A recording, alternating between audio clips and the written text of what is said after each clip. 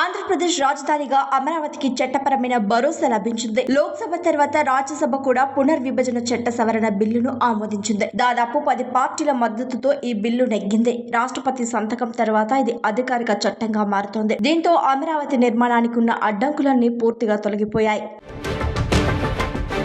అమరావతికి చట్టబద్ధత రావడంపై మంత్రి లోకేష్ హర్షం వ్యక్తం చేశారు. రాజధానిపై ఉన్న అనిశ్చితి తొలగిపోయిందని చెప్పారు. నేటి సాయంత్రం 7 గంటలకు ఇళ్ల ముందు దీపాలు వెలిగించాలని ప్రజలను కోరారు. ఆ ఫోటోలను సోషల్ మీడియాలో పోస్ట్ చేయాలని పిలుపునిచ్చారు. అమరావతి కోసం పోరాడిన వారందరికీ ఆయన ధన్యవాదాలు తెలిపారు.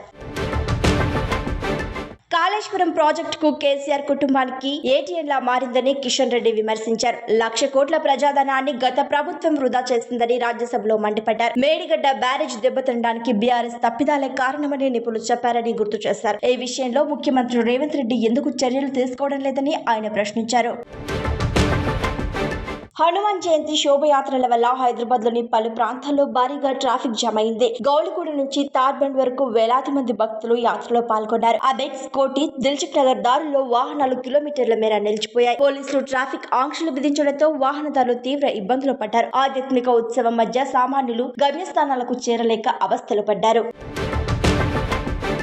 సంగారెడ్డి జిల్లా పట్టంచెరులో రాజకీయ సెగలు రేగుతున్నాయి. ఎమ్మెల్యే మహిపాల్ రెడ్డి తనపై చేసిన ఆరోపణలను నిరూపించాలని కాంగ్రెస్ నేత శ్రీనివాస్ గౌడ్ కు సవాల్ విసిరారు. అవినీతిపై బీరంగూడ ఆలయంలో ప్రమాణం చేసేందుకు ఆయన సిద్ధపడగా పోలీసులు అడ్డుకొని గృహ నిర్బంధం చేశారు. ఈ క్రమంలో పోలీసులకు కార్యకర్తలకు మధ్య జరిగిన తోపులాటలో అక్కడ తీవ్ర ఉద్రిక్తత నెలకొంది.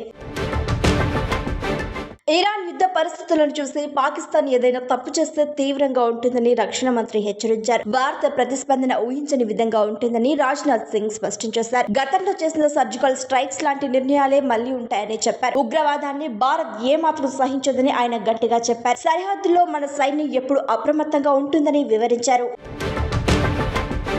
రానున్న 2 వారాల్లో ఇరాన్ పై భీకర దాడులు చేస్తామని ట్రంప్ ప్రకటించారు. ఆపరేషన్ ఎపిక్ ఫ్యూరీ ద్వారా ఆ దేశ సైనిక సామర్థ్యాలను దెబ్బతీస్తామని చెప్పారు. ఇరాన్ కీలక నాయకత్వం ఇప్పటికే అంతమైందని ఆయన పేర్కొన్నారు. తమతో ఒప్పందానికి రాకపోతే ఆ దేశాన్ని రాతి యుగానికి తీసుకెళ్తామని హెచ్చరించారు. యుద్ధం ఇప్పట్లో ఆగే పరిస్థితి లేదని ట్రంప్ స్పష్టం చేశారు.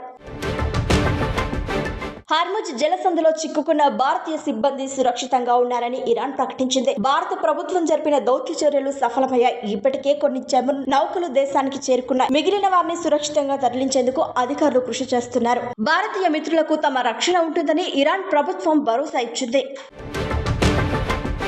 తన కొత్త చిత్రం జననాయకన్ విడుదల కాకుండా అడ్డుకుంటున్నారని నటుడు విజయ్ ఆరోపించారు. దీని వెనుక పెద్ద కుట్ర ఉందని ఆయన ఆవేదన వ్యక్తం చేశారు. ఎన్నికల ప్రచారంలో భాగంగా ఆయన ఈ వ్యాఖ్యలు చేశారు. సిలిండర్ల కొరతపై ప్రభుత్వం ఎందుకు స్పందించడం లేదని ప్రశ్నించారు. తన సినిమాకు న్యాయం జరగాలని ఆయన ప్రజలను కోరారు. భారీ బడ్జెట్ తో తెరకెక్కుతున్న రామాయణ టీజర్ హనుమాన్ జయంతి సందర్భంగా విడుదలైంది. రాముడిగా రణబీర్ కపూర్ లుక్ ప్రేక్షకులను ఆకట్టుకుంది. విజువల్స్ చాలా అద్భుతంగా ఉన్నాయని నెటిజన్లు ప్రశంసిస్తున్నారు. అయితే టీజర్ లో సాయి పల్లవి, యష్ కనిపించకపోవడం ఫ్యాన్స్ ను నిరాశపరిచింది. నితీష్ తివారీ ఈ చిత్రాన్ని 3 భాగాలుగా రూపొందిస్తున్నారు.